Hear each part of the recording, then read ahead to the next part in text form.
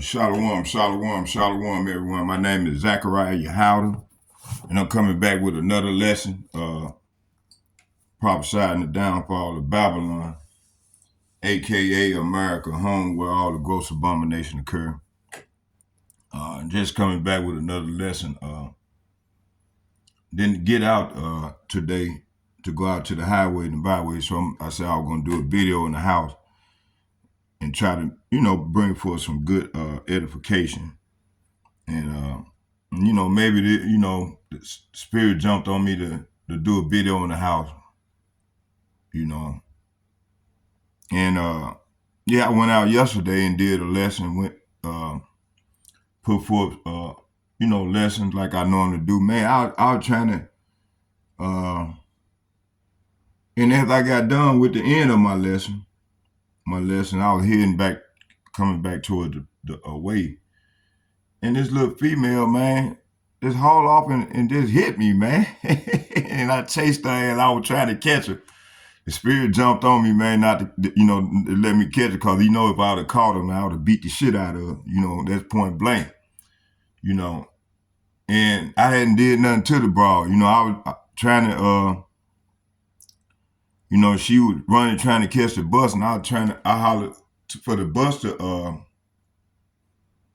for the stop, Man, that fucker, that little demon, man, turned around, hauled off and hit me, man, in the jaw. And then when I got out there, she gonna haul off and run, cause I was in disbelief. And I looked at that little motherfucker. She seen I was serious, man, and seen my look. So I was ready to beat up motherfucking ass. So I'm kind of glad the Lord didn't let me catch that bitch, or no car didn't run over, cause she ran straight out into traffic, trying to get away. But see, this is the spirit these wicked ass demons in. You got straight demons in our nation, man. These motherfuckers that's why we waiting on the Lord to come on with that fire, man. I don't know about y'all, man. If people ain't crying out against this wicked ass place, man, something wrong with it. But anyway, let me go and stop ranting. So what I want to do is, before I start, let's do a copyright.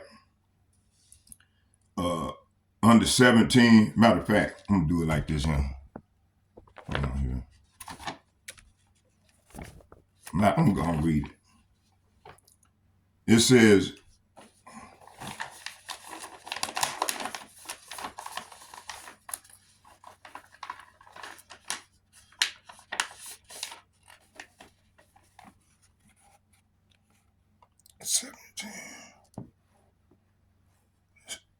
under U.S. Code 17 U.S. Code 107, limitation on exclusive rights, fair use. And here goes the section. I'm just, showing it to you all. Go to section. So there you go. Right there.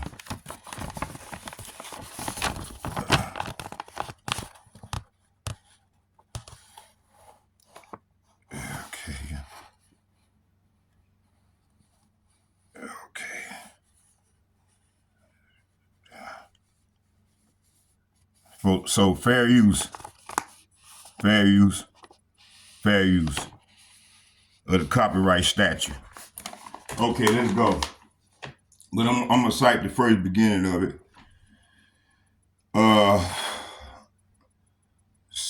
17 U.S. Code 107, limitation on exclusive right, fair use.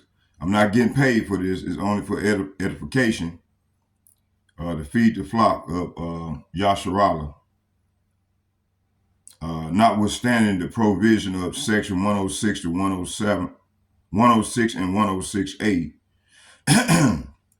the fair use of a copyright work, including such used by the reproduction of the copies and phone records, or by any other means of specified by the section, for purposes such as criticism, comments, news, reporting, teaching, including multiple copies for classroom use, scholarship, or research is not an infringement. Say what is not an infringement of copyright in determining whether the use made of a work is any particular case. In any particular case is a fair use. The factors to be considered shall include. Here you go. I'm gonna show them to y'all again. Right there.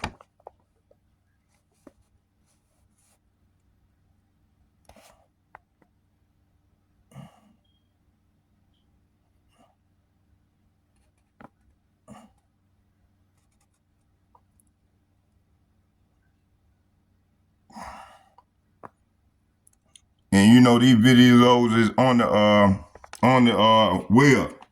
So get on them if y'all gonna try to strike somebody's video down, okay? So let's start running and do the video. All right. So we're gonna watch some of the video right here.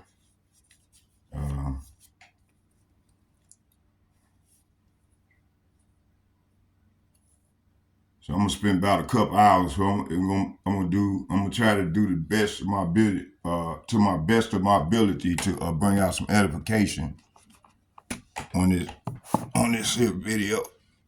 Okay. You know, the guy giving a estimation on the people who are gonna die.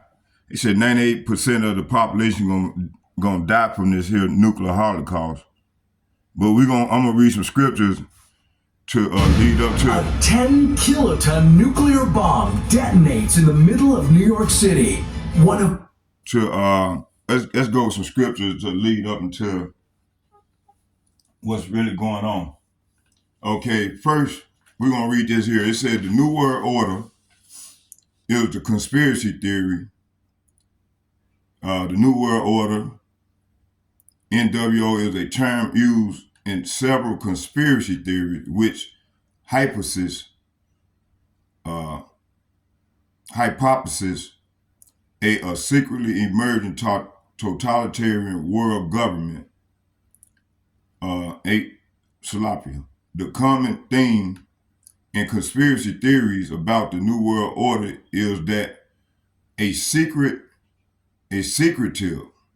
power elite with a globalist agenda is conspiring to eventually achieve world domination and rule the world through an authoritarian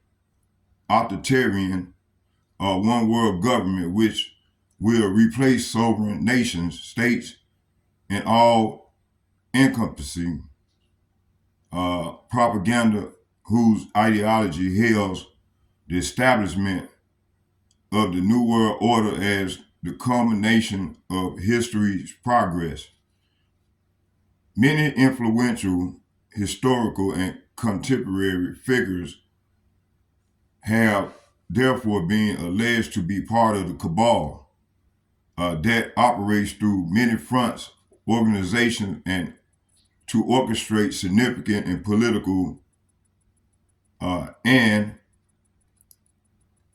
financial events, ranging from causing systemic crisis, to pushing through controversial policies at both national and international levels as steps in an ongoing plot to achieve world domination. Okay. It says here, before the early 1900s, 1990s. Still sleepy. Hold on, y'all. Bear with me. Let me clean my glasses off. Yeah, I don't know what that's showing my face. Oh, y'all bear with me here. Okay. Kiloton nuclear bomb detonates in the middle of New York City, one of the world's biggest pedestrian areas. The explosion generates a white flash brighter than the sun, momentarily blinding people for a 10-kilometer radius. as far away as New Jersey. Let's get a precept. I'm gonna get a precept real quick. Let's get a precept. I got to get a precept. Let me see here. Let me see here.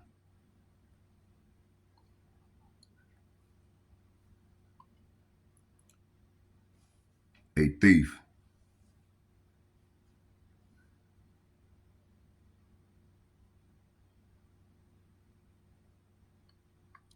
A thief.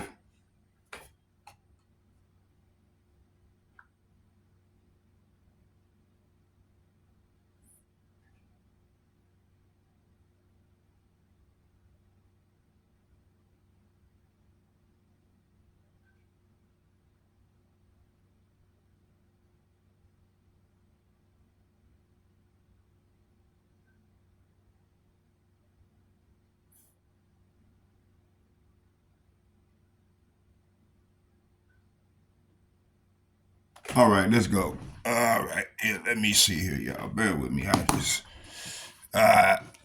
okay. Y'all, bear with me. I'm trying to, bear with me, y'all. Bear with the old man. Okay, let's go. Damn. Come on now. Look at this. Shit.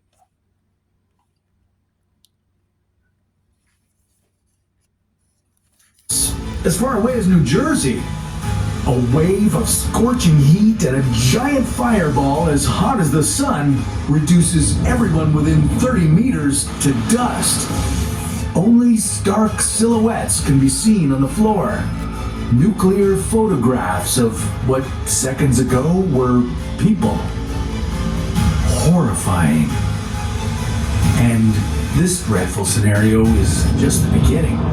Today, we're mapping out a realistic simulation of a modern nuclear war. Which nation would strike first? How many? Okay, let's get a precept.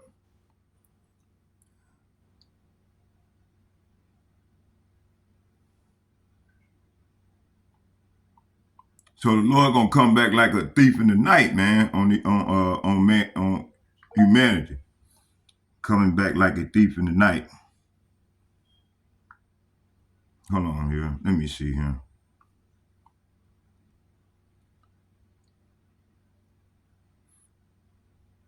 The Lord is coming back like a thief in the night.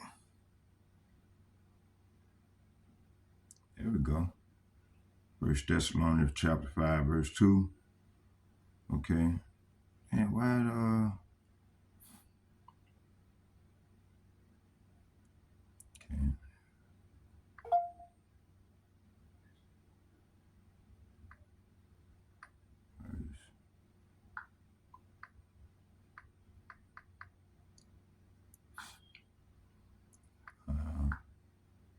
Verse 2. Let's get it. I'm gonna start at the top. 1 Thessalonians chapter 5, verse 1 and 2. And it reads, But of the times of the seasons, brethren, ye have no need to write unto you. Slop it. Ye have no need that I write unto you. So this is saying now concerning how and when all this will happen, dear brothers and sisters, we don't really need to write you. Verse 2, it says, for yourselves know perfectly that the day of Yahweh, say what? The day of Yahweh, Bahashem Yahushai, so cometh as a thief in the night. For you know quite well that the day of Yahweh's, Bahashem Yahushai's return will come unexpectedly, like a thief in the night.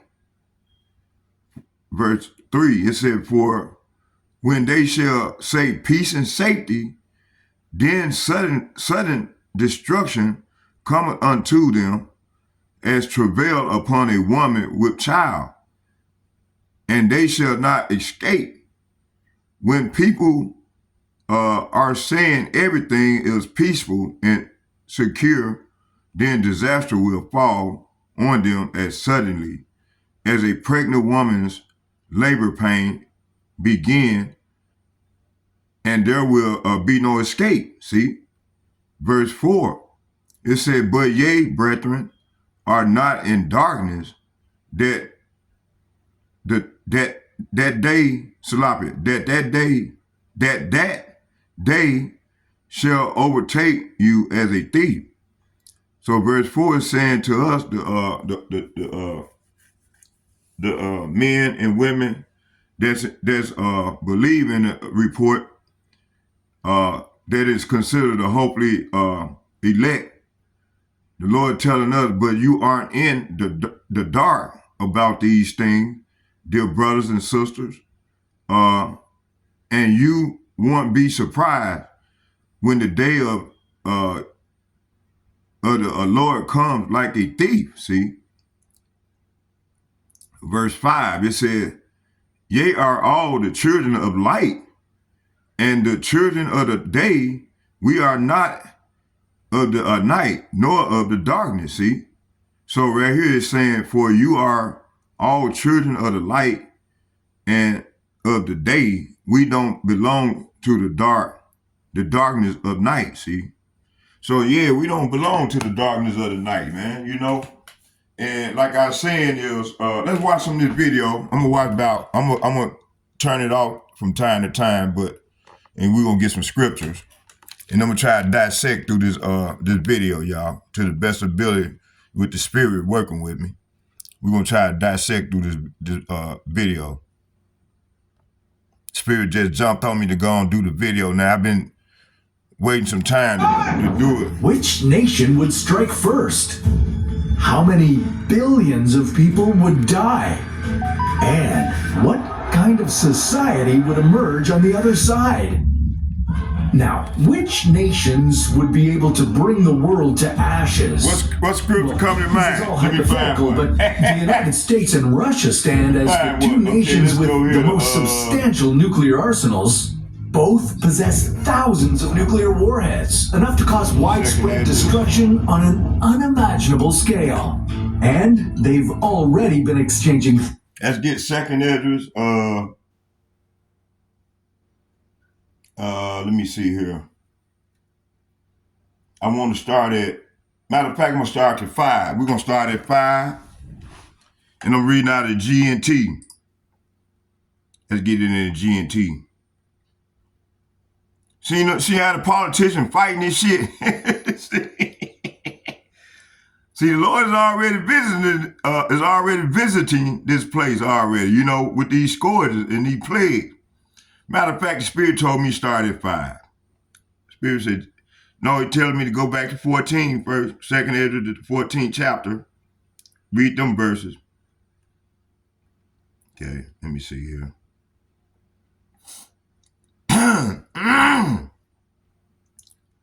Like I'm coming down with it.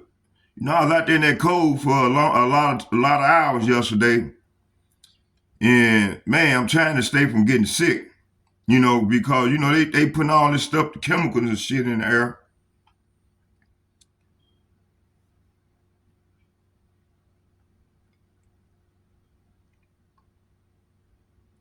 Okay. Come on now, Esau. Stop playing with the, look at him. That's with the thing, man. Okay, let's go. Second Ezra chapter 14. And I'm going to start at 5. It said, while I told him the secrets about the ages and the end of time, I told him what to make public and what to keep secret. Now I command you, verse 8, to memorize the signs. Say what? To memorize the signs, visions, and interpretations that I have given you. Verse 9, you will be taken out of this world into a heavenly world where you and others like you will live with with my son until the end of time. See? So, hey man, we at the end of time now. So Ezra is back. Him and all the rest of the prophets, we don't know who they are. Like I was saying yesterday, I said, man, shit, I might be one of the prophets, in the days old. I might be even King David. I don't know. Any one of us that's doing this work, man, might be one of the Lord's one of these mighty men, But the Lord gonna make it specific known at the end who's who. But right now, we know the prophets are back on the scene doing the work in the latter time. And there's no remember, because I read in Ecclesiastes chapter 1. Matter of fact, let's get that. The Spirit said, get it. You mentioned it, get it. All right, Paul, I'm finna go for it. He said, get it, son. Let's get it. Let me see here. Ecclesiastes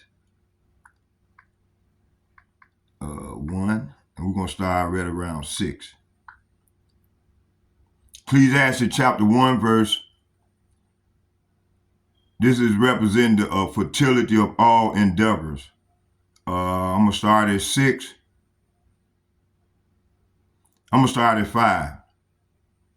No, 4. 4, and I'm gonna read to. I'm just gonna keep reading until the Spirit tell me when to stop. Ecclesiastes chapter 1, verse 4, and it reads, one generation passeth away, and another generation cometh, but the earth abideth forever. So the Lord is saying here, one generation come, one generation go, but the earth never changes. See?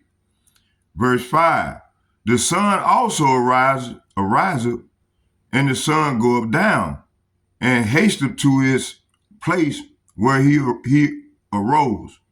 Verse 5 is saying that the sun rises and the sun sets, then hurries around and to rise again. Verse 6, the wind goeth towards the south and turneth about into the north. It whirleth about continually, and the wind returneth again according to its circuits. So right here, verse 6 is saying the wind blows south and then turns north, around and around. It goes, blowing in circles. Verse 7, all the rivers run into the sea, yet the sea is not full unto the place from whence the rivers come. Thither they return again. Verse 7, rivers run into the sea, but the sea is never full. Then the waters return again to the rivers and flow out again to the sea. Verse 8, it said, all things are full of labor, man cannot utter it. The earth is not satisfied with seeing, nor the earth filled with hearing.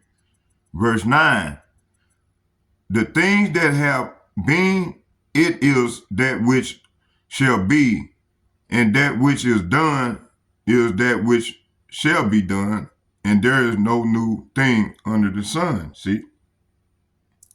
So verse 7 is saying the rivers run into the sea, but the sea is never full. Then the waters return again to the rivers and flows out again to the sea. Everything is wearisome beyond description. No matter how much we see, we are never satisfied. No matter how much we hear, we are not content. Verse 9. Verse 9, it reads, Ecclesiastes chapter 1, verse 9, and it reads, the thing that have been, say what? The thing that have been, it is that which shall be. And that which is done is that which shall be done. And there is no new thing under the sun. Verse 9 is saying history merely repeats itself. See, it has all been before. Nothing under the sun is truly new. See, verse 10. Is there anything whereof it may be said, see, this is new? It have been already of old times, which was before us. So verse 10 is saying, sometimes people say here is something new, but actually it is old. Nothing is ever truly new, see? Verse 11, it said, there is no remembrance. Say what? There is no remembrance of former things. Neither shall there be any remembrance of the things that are to come with those that shall come after. See? So verse 11 is saying we don't remember what happened, what happened in the past, see? And in the future generation, no one will remember what we are doing now, see? So, hey, there's no remembrance, you see? So, while I'm getting ready to go into some more stuff, edification, we're going to watch some of the video. Let's see here. Hold on.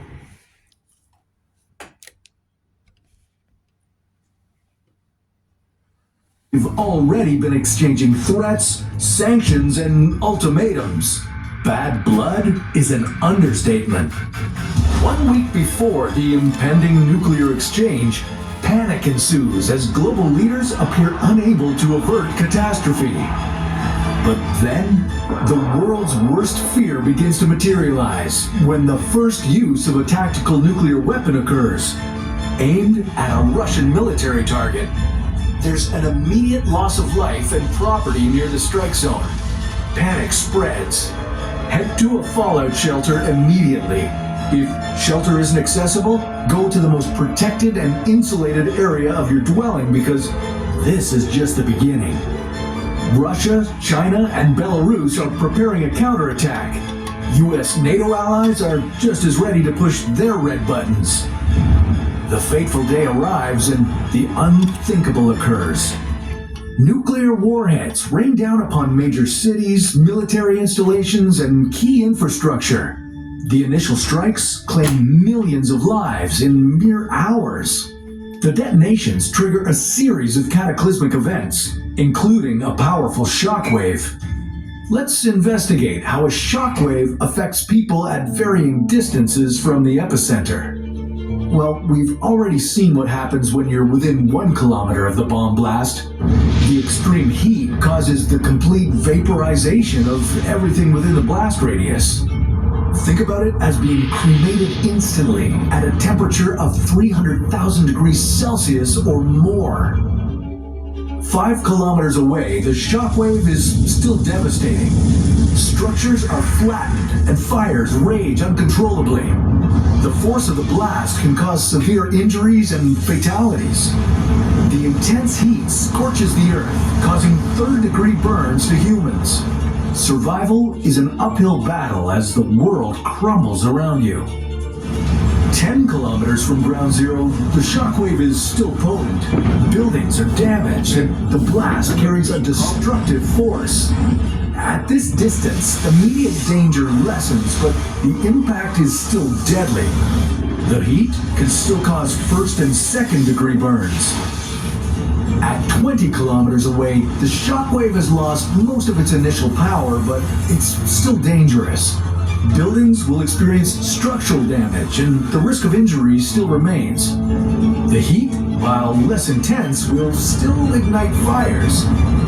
Survival here is more feasible, but the challenges are far from over.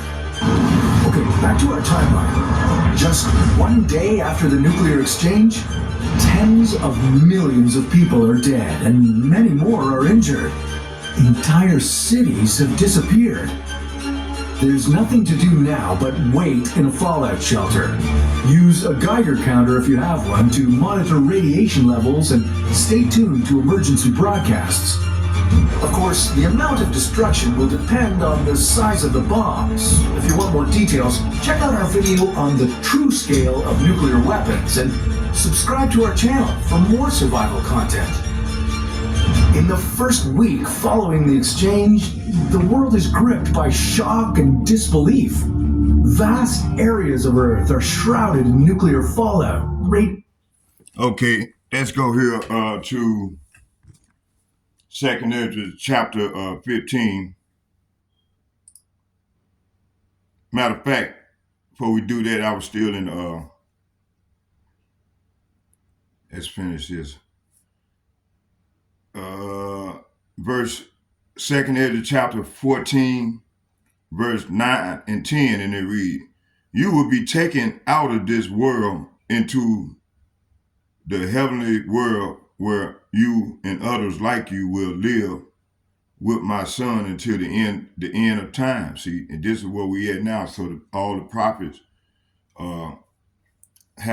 is back in their lot and doing the work for the Lord. Verse 10, it says here, it said verse 10, it said the world is no longer young. It is rapidly approaching old age. The world history of the world is divided into 12 periods, and the 10th period has already arrived. And it is half over.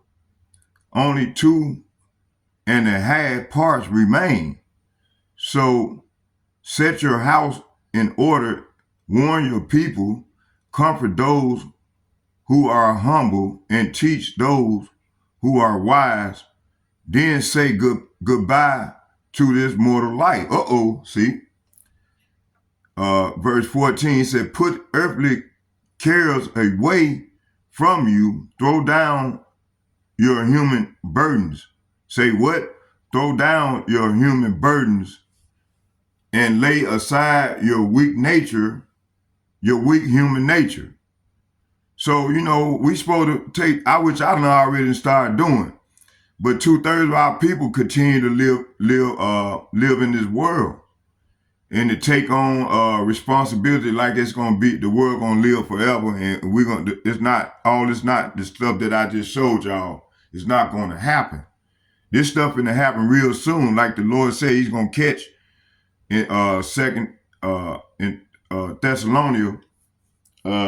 He gonna catch people off, and people gonna get caught off guard. And He gonna come back in 1 Thessalonians chapter 5. And where I was reading that, it said the Lord gonna come back like a thief in the night and gonna catch people off guard. Gonna catch His people off guard. And right now He's coming through what I'm finna read now. When I go to 2nd Ezra, the 15th chapter. But I want to read this here first. Let me see, what was it? It says here, it says, so set your house in order, warn your people, comfort those who are humble, and teach those who are wise. Then say goodbye to this mortal life. And hey, starting with the elder apostles and bishops, they've been doing this for a long time. Hey, I'm glad to be serving amongst these men. And the Lord was considered me to bring me aboard uh, through the elder apostles and bishops to continue to learn and grow in this thing of ours, that I can go out and bring forth fruit and warn and wake up like he said, do this here. Uh, so set your house in order and warn your people. See, and that's what we doing, and that's what I'm doing. To the best of my ability. He said, comfort those who are humble and teach. That's what I'm doing, and teach those who are wise. See, and this is our responsibility. This is the our duty, and this is our reasonable service. Uh, it said, then say goodbye to this mortal life and put earthly cares away from you, which I have done to the best of my ability, and throw down your human burdens and lay aside your weak human nature. Verse 15, it said, put all your anxieties aside and get ready to leave this world quickly. Verse 16, it said, you have seen many evil. Say what? You have seen many evil things already, but far worse things are about to happen. See? So this is what the Lord is saying, what I was showing y'all. This is what's about to come on the earth. And this is that plague. It said you have seen many things already, but far worse things are about to happen. Verse 17. It said, as the world grow older and weaker, the evils, say what? The evils that will come upon it will happen multiply. See? Will happen, will multiply. I said multiply. I meant to say multiply. I said multiply. Verse 18, it said, truth will depart. Say what? Truth will depart, and falsehood will draw ever nearer. The eagle you saw in your vision is just about to arrive. So that eagle that is talking about this man kingdom, the Roman Empire, the second version of the Roman Empire. We in the Roman Empire. This is the Rome all over again. America is Rome all over again. These are the descendants of the Roman. and hey, everybody's back in their lot. You see? Okay, hold on, what I want to do. Let me keep reading. It said, verse 19, I replied, let me speak in your presence, Lord.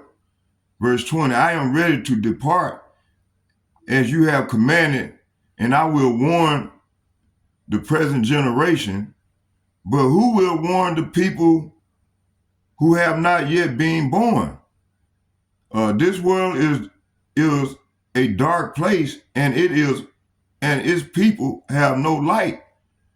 Verse 21, your law has been destroyed by fire, so no one can know what you have done in the past or what you are planning to do in the future. So what happened was the Lord sent Ezra and gave him sent angels, men to with the Holy Spirit to help him rewrite what had happened with the Rome had destroyed when they ransacked Rome in 70 AD. You see, okay. Let's go here to let's go to verse. Let's go to chapter 15, and I'm gonna start at 5. It says here, the Lord says, Matter of fact, the Spirit said, start at the top. This is regarding the common disasters. It said, the Lord said, proclaim to my people the prophetic message that I will give you, and then have them written down because they are true and will be fulfilled. And do not be afraid of those who plot against you, or believe Salafi, or be disturbed by their unbelief. Verse 4, all unbelievers will die. That all unbelievers talking about unfaithfulness, all the unfaithfulness. It said all unbelievers will die because of their unbelief. See, so you got a lot of 2/3 people, man, out here, especially Jake, that heavily involved in this world, and they trusting this system, man. You know, you had people went out and voted, and we ain't supposed to be voting. The Lord told us in Revelation 18 to come out of her, but yet our people will not. They will not obey the law of the Lord. And actually, you got these rebels, man. You know, like a week ago, I had some dudes tell me, man, this dude say he a gangster. I had one dude say he's a devil. He's a devil worshiper. All manner of madness, man. So these people got these spells on them, man. They got these spells on them, big time. And they are going to be taken in great numbers. It said all unbelievers will die because of their unbelief. Verse 5, the Lord says, I am going to bring terrible disasters. That's that plague. That's that evil that the Lord is talking about in 2nd Esdras, the 14th chapter, and I think around from 14 all the way down to 19. It said that going to increase. It says here, the Lord says, I am going to bring terrible disasters on the whole world, war and famine and death and destruction. Why, Lord? Because wickedness have spread it everywhere and evil has reached its limit. See? So the Lord is saying here, the evil has reached its limit. Okay? Verse 7, it said, therefore, the Lord said, I will no longer remain silent about the wickedness of these godless people. I will no longer tolerate it. They have murdered innocent people, and the blood they have spilled cries out to me for revenge. The souls of the righteous are constantly pleading for vengeance, see? So, hey, we crying out to the Lord, man. You know, starting with the elder apostles and like-minded men on down as myself. We crying out to the Lord. And even those that have lost their life in this thing of ours, crying, they go back to the spiritual realm, crying to the Lord. How long, Lord, are you gonna when are you gonna avenge our blood on these wicked people on the earth? Verse 9, it said, let there be no doubt, said the Lord. I will no longer, I will hear the plea of all the innocent people who have been murdered, and I will take vengeance for what they have done to them. See? Verse 10, my people are being led to the slaughter like a flock of sheep. They will no longer have to live in Egypt. I will use all my strength and power to bring them out of that land. And I will bring disasters upon the Egyptians, see, as I did earlier. But, in the KJV, it said as before. That's why we know it's talking about a future prophecy, which is now. And I will destroy their country. Verse 12, the whole land will be in mourning. It will be shaken to its foundation when I Yahweh by Hashem Yahushua, strike it and pound on it. So the Lord gonna strike it and pound on it with these plagues. And we're gonna go into some of these plagues. I'm gonna go through it with the scriptures. It said the farmers will mourn because of their seed will fail to sprout. So, hey, this man here, the Lord put on the spirit of this man to send poison throughout the earth, the poison of food. Matter of fact, let's go right here for a minute.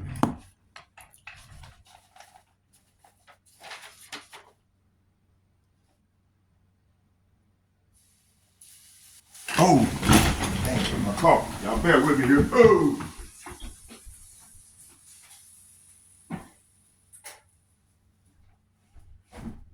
Okay, I'm back. All right, let's keep it moving. All right. Okay, yeah.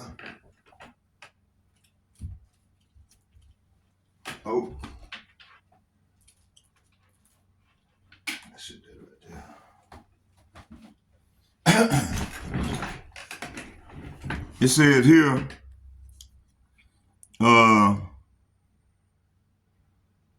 where I stopped at? Oh, yeah, I know I was. So right here, this man said, I'm going to create an illusion. It would be so large, so vast, it would escape their perception. So this is what he have done for the last, since they have ruled this part of the earth. When they came over here and invaded the northern kingdom, Gad and them, It says here, those who will see it will be thought of as insane. We will create separate fronts to prevent them from seeing the connection between us. We will behave as if we are not connected to keep the illusion alive. Our goal would be accomplished one drop at a time, so to never bring suspicion upon ourselves. This will also prevent them from seeing the changes as they occur. We will always stand above the relative fields of their experience, for we know the secrets of the absolute. We will work together always and will remain bound by blood and secrecy. Death will come to those who speak. We will keep their lifespan short, their minds weak, while pretending to do the opposite. We will use our knowledge of science and technology in subtle ways, so they would never see what is happening.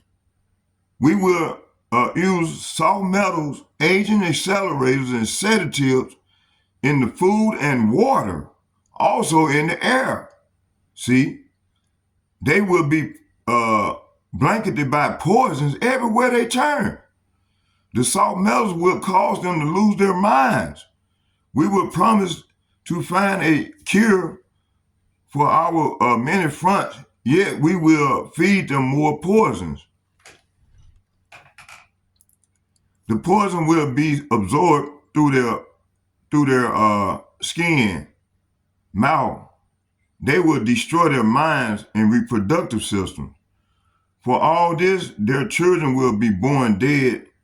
We will conceal this information. The poison will be hidden in everything that surrounds them, in what they drink, eat, breathe, or wear. We must be ingenious in dispensing the poison, for they can see far. We will teach them that the poisons are good. With fun images and musical tones, those they look up to will help. We will enlist them and to push the poison. They will see our products being used in film and will grow accustomed to them, and we will Salafi, and we'll never have their true effects, and we'll never know their true effects. They Salafi, when they give birth, we will inject poisons into the blood of their children and convince them it's for their health. We will start early on when their minds are young. We will target their children with what children love most, sweet things. When their teeth decay, we will fill them with metals. Metals that will kill their mind and steal their future. When their ability to learn have been affected, we will create medicines that will make them sicker and cause other diseases, for which we will create yet more medicines. We will render them docile and weak before us by our power. They will grow depressed, slow, obese, and when they come to us for help, we will give them more poisons. We will focus their attention towards money and material goods, so they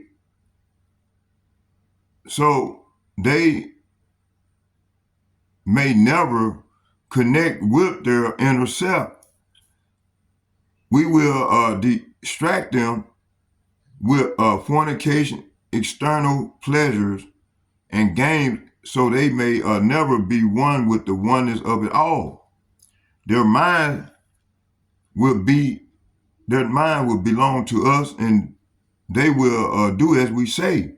If they refuse, we shall find ways to implement mind-altering technology in their lives. We will use fear as our weapon. We will establish their governments and establish the opposite within, and we will own both sides. See, this is what we at right now. You see, this is what we at right now. They control everything. We will always hide the objective, but carry out our plan. We will perform the labor. They will perform the labor for us, and we shall prosper from their toil. Our families will never mix with theirs.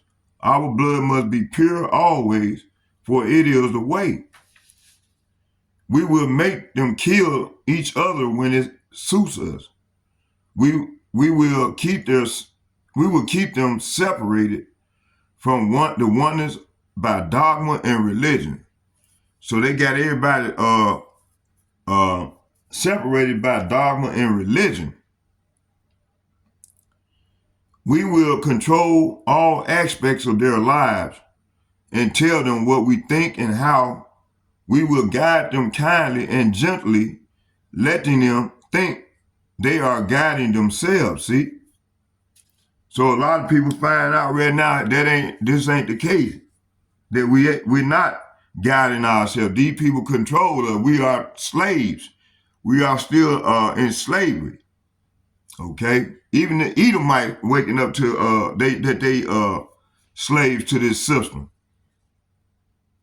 This man's system. Poor Edomites. Look what they doing down in California. Okay. It says here, where did I stop at?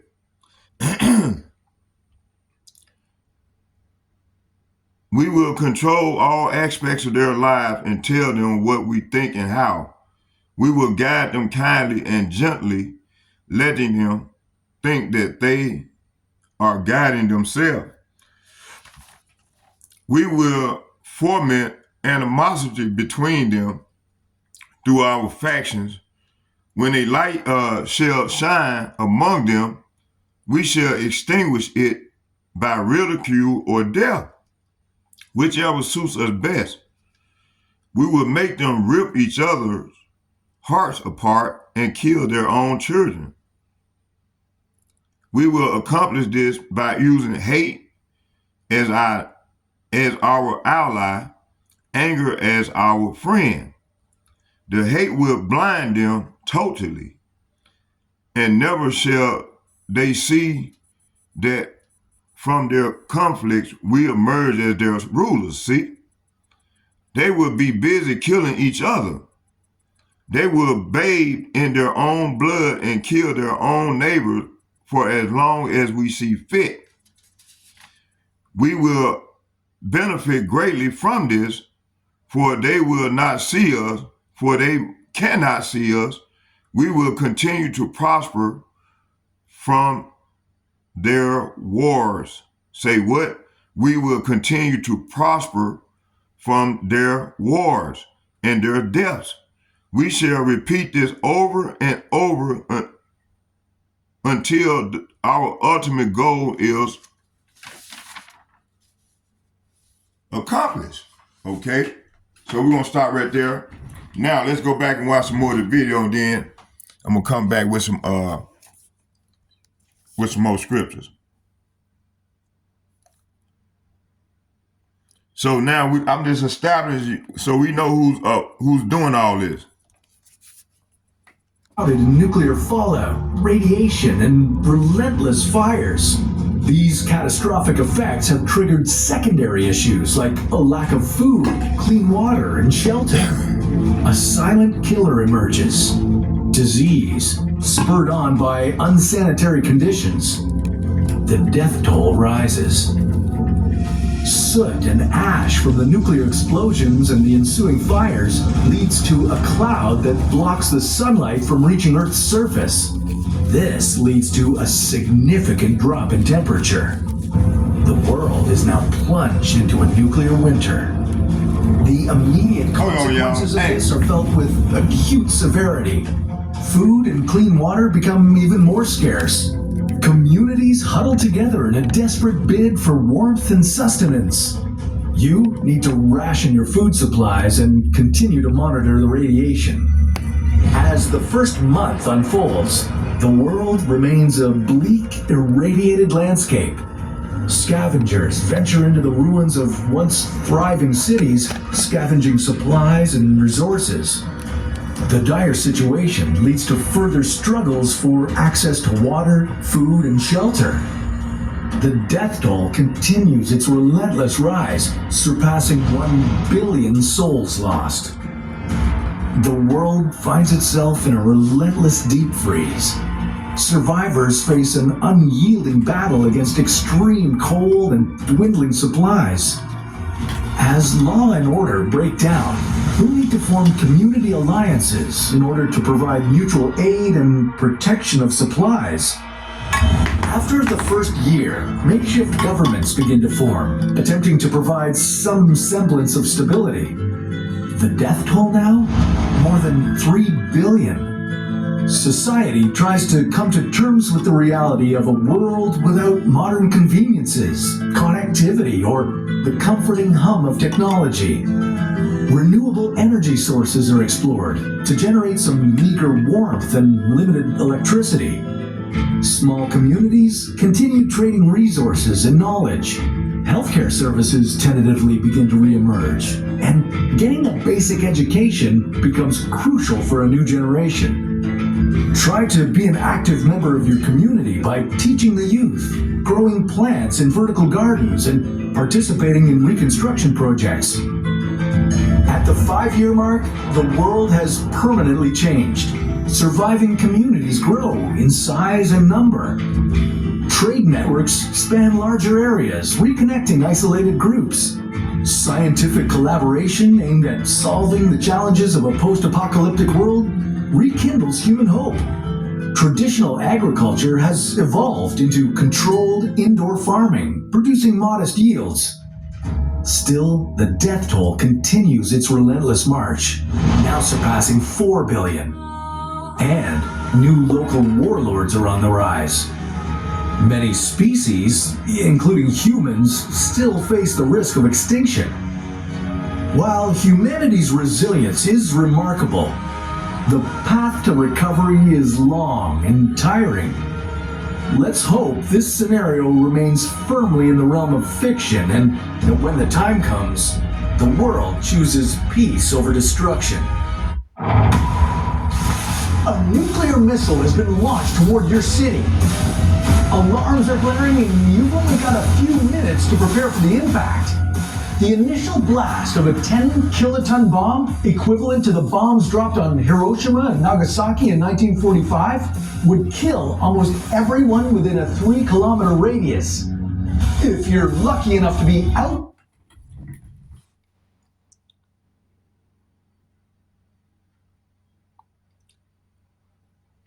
Second Ezra chapter 15, verse 12, it said, the whole land will be in mourning.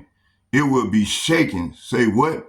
It will be shaken to its foundation when I, Yahweh, Bahashem Yahweh strike it and pound on it. The farmers will mourn because their seeds will fail to sprout, and their trees will be destroyed by the blight, hail, and terrible storm.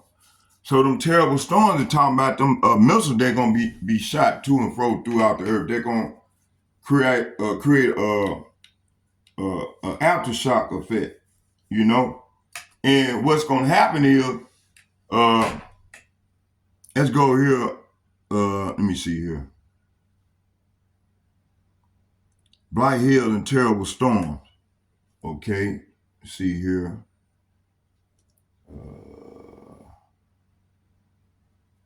Let's get let's go right here to, let's go to 2nd Ezra 15, verse 8.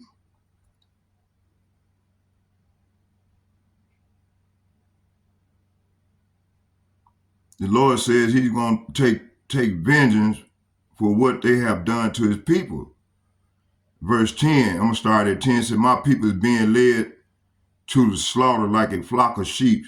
They would no longer have to live live in Egypt, and I will use all my strength to bring them out, and I will bring disasters upon the Egyptians, as I did earlier, and I will destroy their country. Verse 12. Let's see here. Let's go here first before we do that. Let's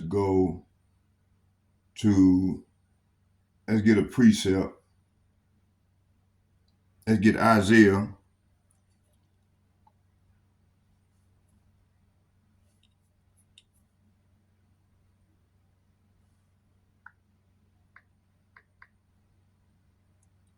Isaiah chapter 51.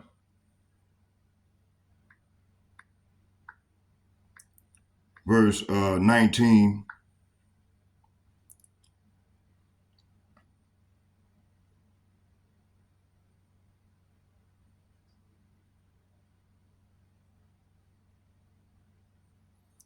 We're going to start at 18. It said, there is none to guide her among all the sons whom she have brought forth, neither is there any to take her by the hands of all the sons that she have brought up. Verse 19, these two things are come unto thee, who shall be sorry for thee, desolation and destruction, and the famine and the sword, by whom shall I comfort thee? See? So verse 18 and 19 is saying, not one of your children is left alive to take your hand and guide you. Verse 19, the two calamities have fallen on you, talking about the Americans and all the humans on the earth. Because these bombs going to be shot, these arrows going to be shot to and forth throughout the earth, you know. It says here, the two calamities have fallen on you, desolation and destruction, and famine and war. And who is able to sympathize with you? Who is left to comfort you? See? Let's get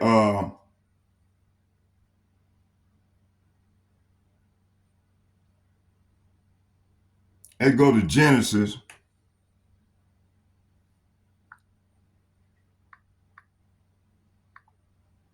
4, verse 10.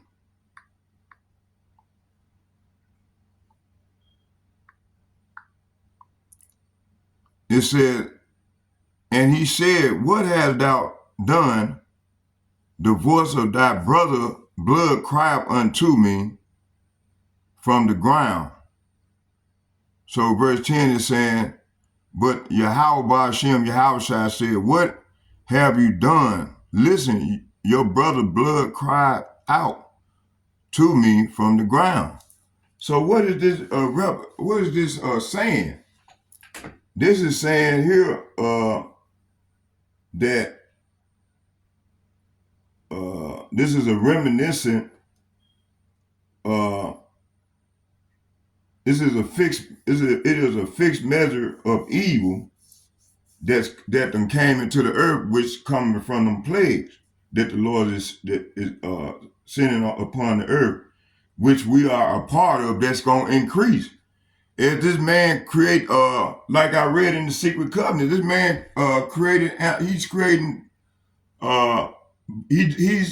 he controlled both sides. So their agenda is they making war. They are bringing war among the people, creating these wars, and they got these leaders, these puppet leaders in place to bring on these laws and these unrighteous decrees to implement their agenda, which is to create order out of chaos. And this is the plague that the Lord ordained. Called, like when we read in the Secret Covenant, when we read under the New World Order conspiracy theory, that this is they part of, they want to create a New World Order. Let me read it. It said the New World Order, NWO, is a term used in several conspiracy theories. A secret emerging totalitarian world government. So they trying to create a one world government, whereas all these nations are going to come under their rule, and they're going to rule all these nations in the world. They're going to rule all these nations under this totalitarian world government, this one world order, which is not new. It's the same agenda that they created many hundreds of years ago. Like when I read in the Secret Covenant, this is their plan. They say they're gonna continue to do this all over. Let me go back and read it.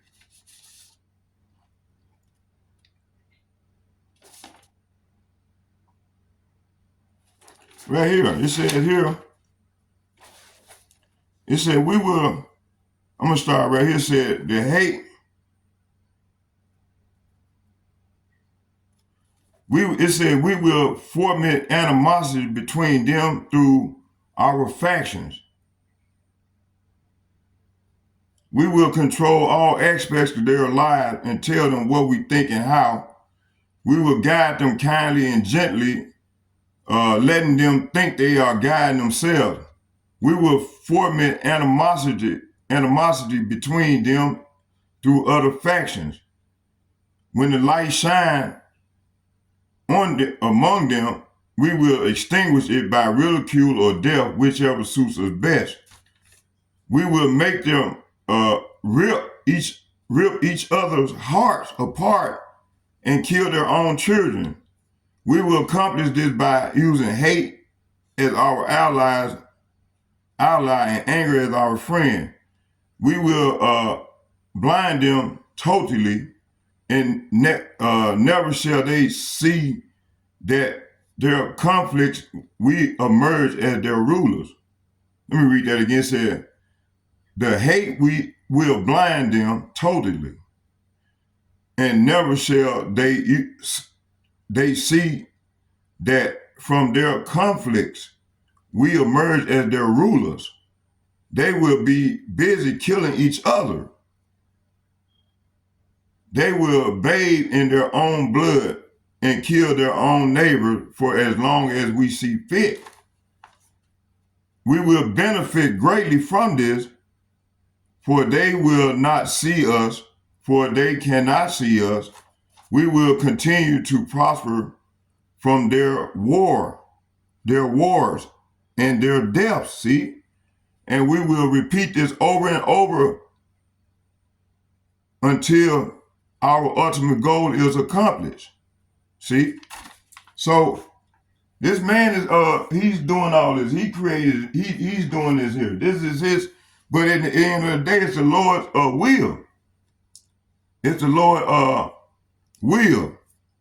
And so these little skirmishes or these wars where they're gonna be shooting these missiles, they ain't started yet, but it finna start. They're gonna start shooting these missiles. Aeroplane. Try to get man to come to their knees. And who gonna bring that in? It's Donald Trump. Okay, let me see, let's go here. He's a spirit of Cain, Esau, Edom. And hold on here. Damn, my ear.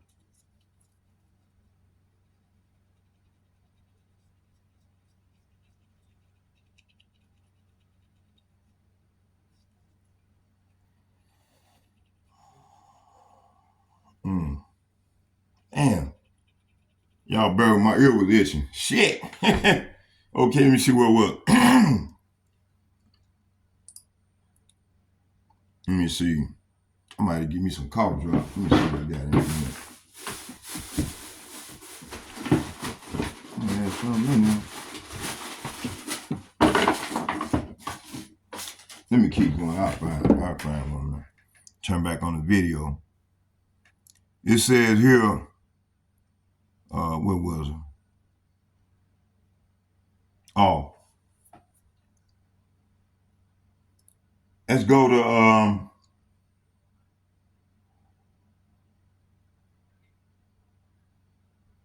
let's get Jeremiah chapter 14, verse 12. Hold on, we got Genesis. No, let's get we did Genesis. Let's get Revelation chapter 6.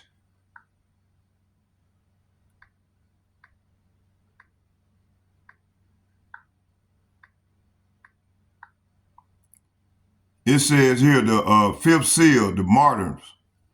It said, and when he had opened the fifth seal, I saw under the altar the souls of them that were slain for the word of Yahweh by Hashem Yahushua, and for the testimony which they held.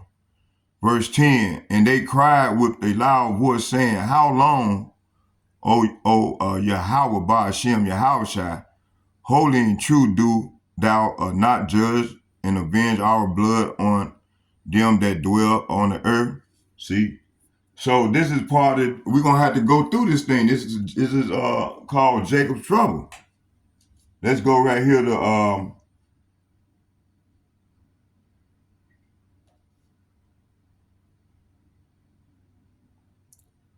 let's get Second Esdras. Let's go back up to 9. It said, let there be no doubt, said the Lord. I will hear and plead all the innocent, plead for all. Let me read that again. It said, let there be no doubt, said the Lord. I will hear the plea of all the innocent people who have been murdered, and I will take vengeance for what they have done to them. See, so the Lord gonna take vengeance on these devils, man. Okay. We read, let's go back to Revelation.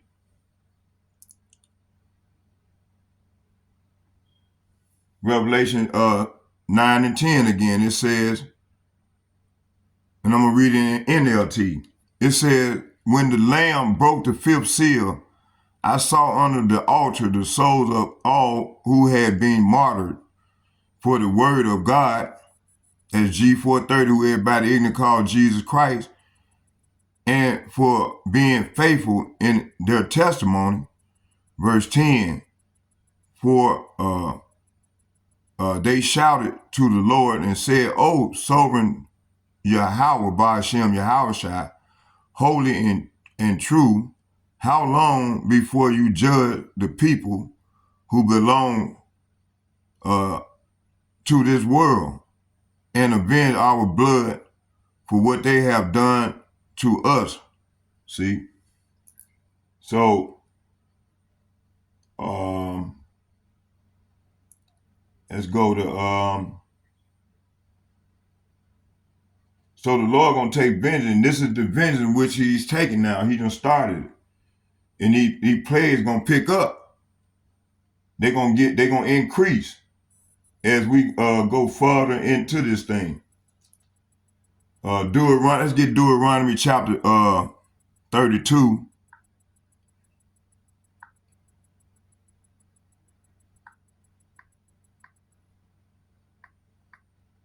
How much time we in? Oh, okay. Deuteronomy 32, verse 43.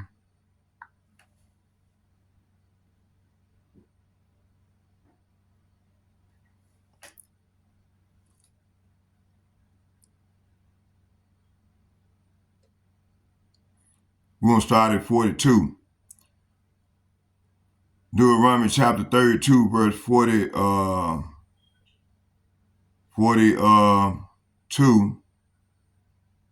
and 43.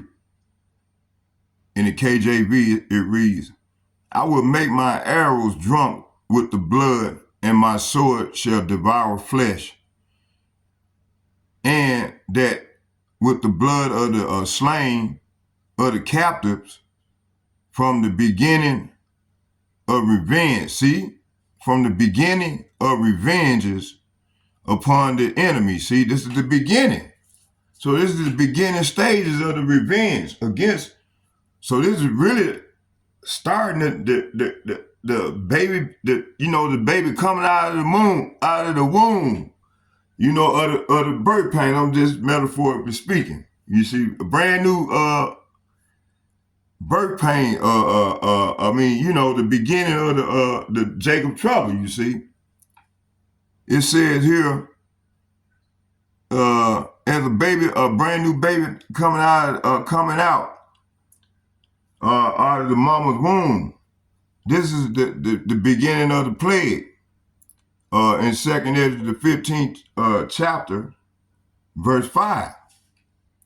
Lord said he's going to bring plagues upon the world. The sword, famine, and death. Okay?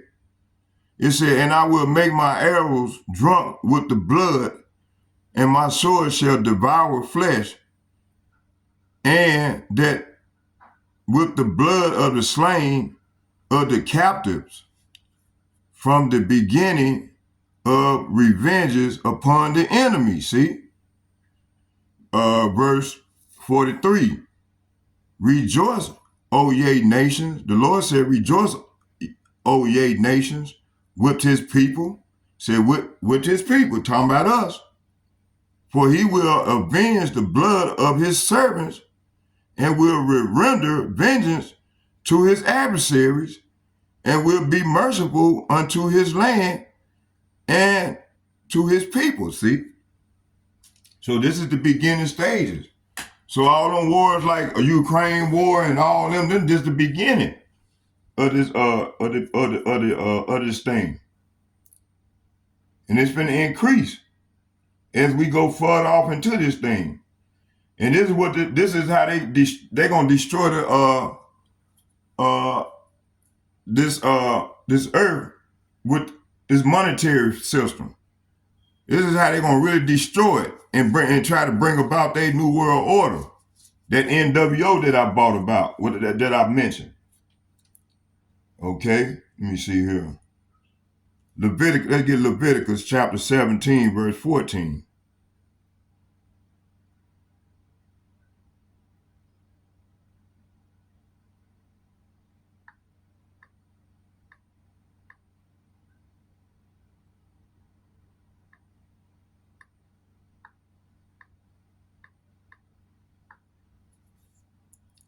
And it reads, it said, for it is the life of the all flesh. Say what? For it is the life of all flesh. The blood of it is for the life thereof. Therefore I said unto the children of Israel, ye shall eat the blood of no man,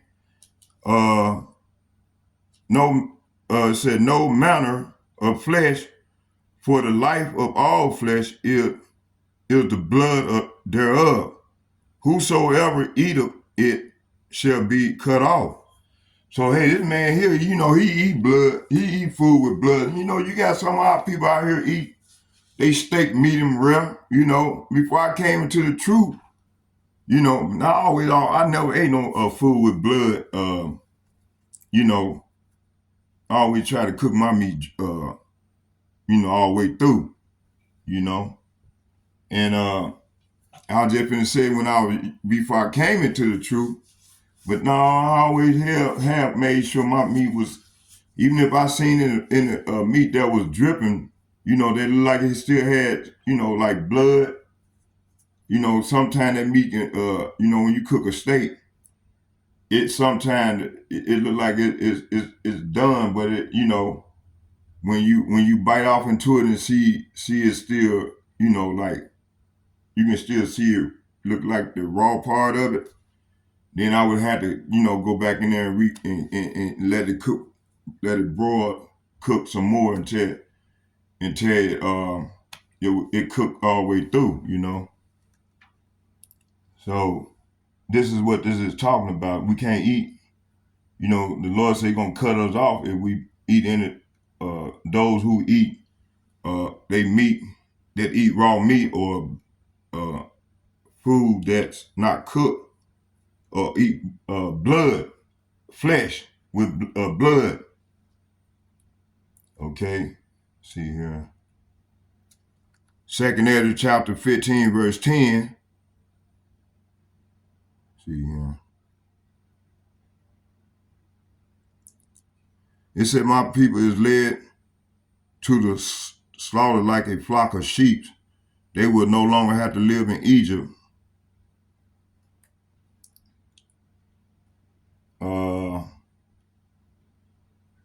Psalm chapter 44.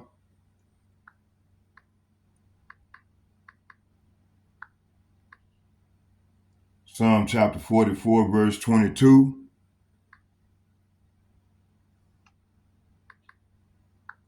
Man, how long have I been on this? Damn, an hour and a half, man. I might do a part 2 on this. It says here, it started at 21. It says Psalm chapter 44, verse 21 and 22, 22 being the point. It says, shall not Yahweh Ba'ashem, Yahweh shall search this out, for he knoweth the secret of the heart. Verse 22, yea, for thy sake are we killed all day long. We are counted as sheep to the slaughter, see? So this is saying, verse 21, 22 is saying, God who we ignorant call Jesus Christ, will surely have known it, for he knows the secret of every heart.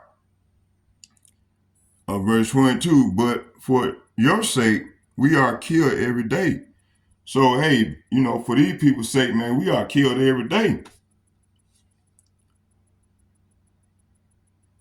Every day a man gunned down, or because a lot of people don't have the knowledge of the Lord and don't know what's going on. So these plagues are still cleaving to us, It said, and especially those that's not awake,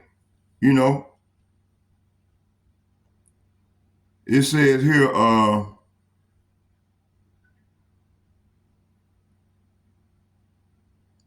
it said we are being slaughtered like sheep.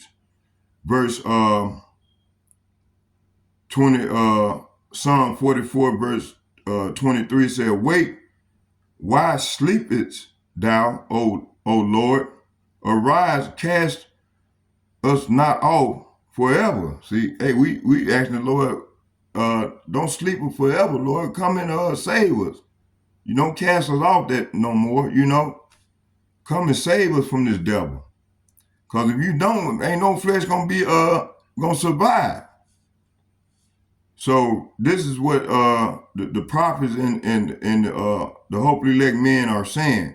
Wake up, O Lord. Why do you sleep? Get up.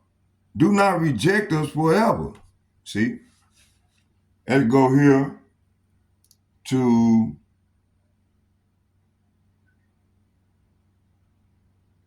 Isaiah chapter 53.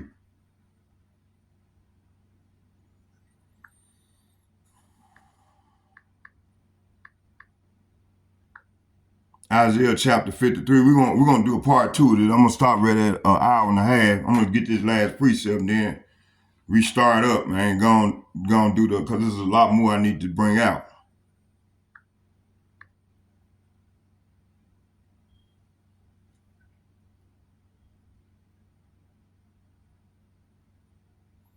Isaiah chapter 53. I'm gonna start at 6.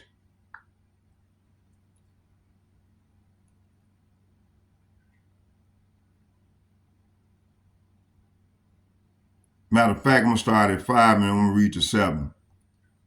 It said, "But he was wounded for our transgression, he was bruised for our iniquities.